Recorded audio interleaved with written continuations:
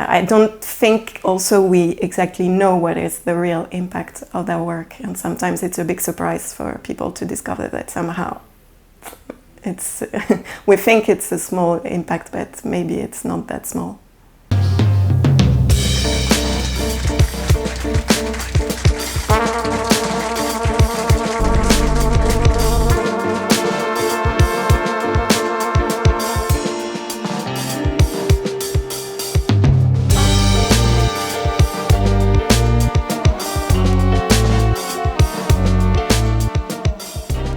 I'm running an organization called The Green Room, and we work with environmental and social change in the music industry, and sometimes also with other cultural sectors. Our main work is to work with artists and technicians around environmental issues, especially around low carbon touring. And we also work with different organizations, venue, projects on those issues.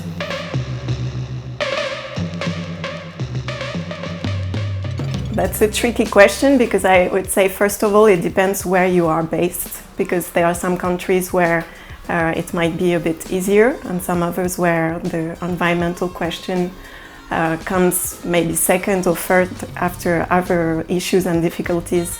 When you are, for instance, in a territory where you already have the effects of climate change, but you already have also the effects of depending on Western markets and having difficulties to get visa, and having already a lot of obstacles for mobility. And in Europe, I would say that if you are in the UK, those issues have been integrated in the way you work since quite a while. For instance, in England or in Scotland, when you get public funding, you already have to do your carbon footprint calculation, and you also have to have an action plan to reduce your emissions. Some also already work on adaptation to climate change, which is another issue that is quite important. It means how are we going to work while temperatures are still rising? So how is it going to change the way we work? How do we adapt our venues when it's 40 degrees outside and you still want to organize a concert in conditions that are livable for the audience and the artists? So there are those issues linked to the geographical place you are in, I would say. And then if I take the example of France, for instance, I think we lack a global vision for culture. It exists a bit for the sports sector, for instance. They have a charter with clear goals and clear engagements for environmental issues in the sports sector. But in culture, it's still quite... there are a lot of initiatives, but we lack a global vision and action plans, and how do we manage to respect the goals that we have.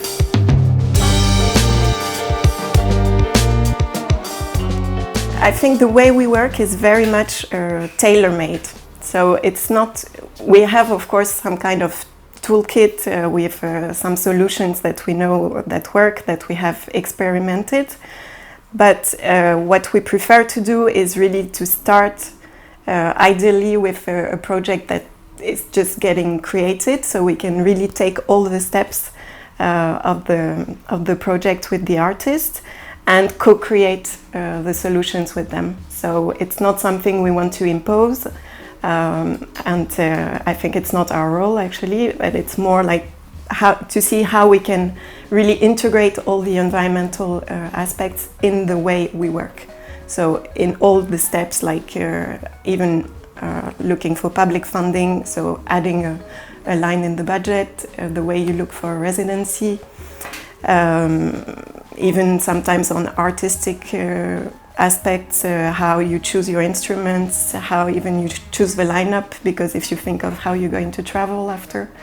So it's all those aspects, but that's mainly the decision of the band and the stakeholders around them. And we are here just to facilitate the process, I would say.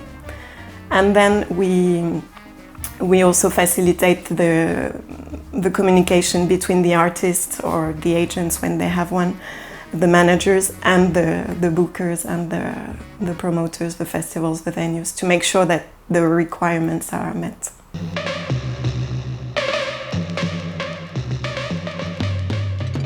Well, first of all, I think it's still a minority that considers this, because it's clearly not the priority for them. And when they do, sometimes they're a bit lost, because it's difficult to get access to information on what can be really effective, what kind of measures you can take, what kind of steps you can take. And also when it comes from them, but they are working with artists that are not convinced, that's a very big issue. I have some examples of artists that decided, well, it's kind of reversing your question, but it's when the initiative comes from artists who decided, for example, they are not going to fly for just one gig somewhere. For some of them, it was a decision that they made, but it closed them some doors. So, for example, they couldn't get a label or a booker because they said, we're not going to work with you if you don't want to go for one gig to Japan or something. So for some agents or producers, this would mean putting their artists in danger somehow if they would push them to do something they don't want to. So it's a bit tricky, tricky position sometimes. So it's always a question of balance, how you can really try to convince the artists you are working with that it's an issue they have to take into consideration, even considering future funding, for example, that is probably going to be quite linked to eco-conditionality. But at the same time, protecting their artists, protecting cultural diversity, protecting their artistic work and their ability also to develop themselves. Because for an emerging artist, if they have an opportunity to go for one gig to the States or I don't know, somewhere where it can be really career changing for them, it's very difficult to say don't go for one gig.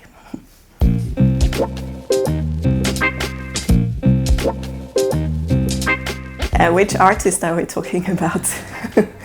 Because this is the true question. Some artists are traveling a lot, very, very, like we even speak about over mobility or super mobility, and it's quite often the same artist, and some artists, because it's, again, because of their geographical location or because of their musical style or aesthetics, or because they are, I don't know, 25 people in the band, then it's other obstacles. So it's, I think, again, it's not a decision that we can take. It's more, first we need to consider other issues and then integrate them. And it's a process. So if we decide that the environmental criteria are integrated in the process the same way the others are, so in the same way that we consider gender equality, that we consider economical,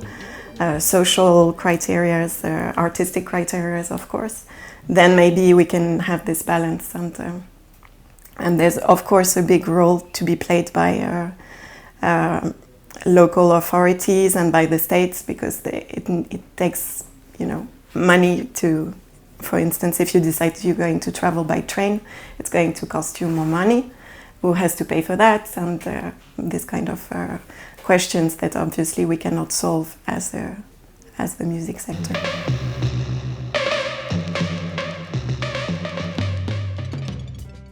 Some of them are quite brave, I would say, in the way they address that. I have the example of an ensemble who decided they're going to tour by bike, but they don't really have experience with biking, so I think it's going to be quite funny. but they really took it upon them to think about all the logistics. So they are building a small carriage where they're going to put their instruments. It's mostly percussions. And they're going to talk to the venues to rent bikes. They're going to go for some workshops to learn how to repair a bike, actually. Because if they end up with a flat tire, then that's going to be a bit tricky, I think. So that's the latest project I'm working on. Some of them are rethought the way they were building their instruments. Like it's a musician who's playing the kora. So he built 2 different koras because he was touring a lot by train in China. And he managed to have them fit in a box that he could put either on top of him when he was sleeping on the train, or in the middle of the train, so everybody could step on it and go to their beds. So it was quite so really being able to travel easily with his materials. And then I think it's also interesting because we focus a lot on the artist, and sometimes it's also the other aspect that we say, oh, artists are traveling by plane, blah, blah, blah, it's bad. But we as professionals from the music industry, we travel a lot.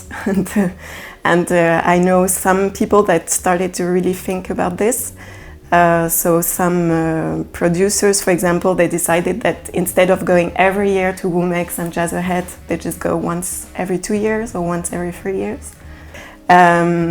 Some labels decided, for instance, in the UK, that they would give additional holidays, days for their staff, so they can travel by train and not lose the 2 weeks of holidays. So they have those additional days to travel. Yeah, there are many examples actually, but now some of them also are tackling all the digital impact of their either of the recorded music or of their website, and that's something that can have a very big effect. And of course, also I didn't talk about it because it's so obvious now for us, but changing the way you eat and what you ask. If you become vegetarian or vegan on tour, that's going to have a big effect on your carbon footprint for sure.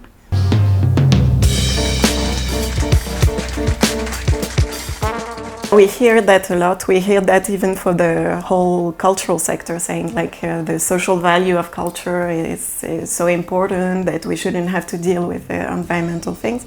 Well, the first thing is like if we want to continue working, we have to take this into account because that's quite simple. We cannot pursue the way we were working before and hope to still be able to tour, to have gigs, to have those encounters, those European projects and meetings together.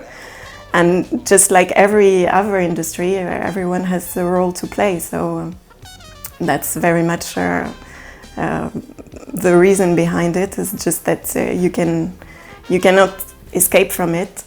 And also I think there's this capacity to convince other people and to reach to audiences and to reach to other artists and to convince. So I'm not saying that that's the role of artists, but I'm saying they have this power and they want to, and that's something that can be really interesting, especially if we talk about the improvised music or jazz sector, which is quite a small network where people really interact a lot, know each other a lot, and maybe can interact with other networks and kind of be maybe a leader even on this subject by changing some of the habits, because I don't think also we exactly know what is the real impact of their work, and sometimes it's a big surprise for people to discover that somehow it's we think it's a small impact, but maybe it's not that small.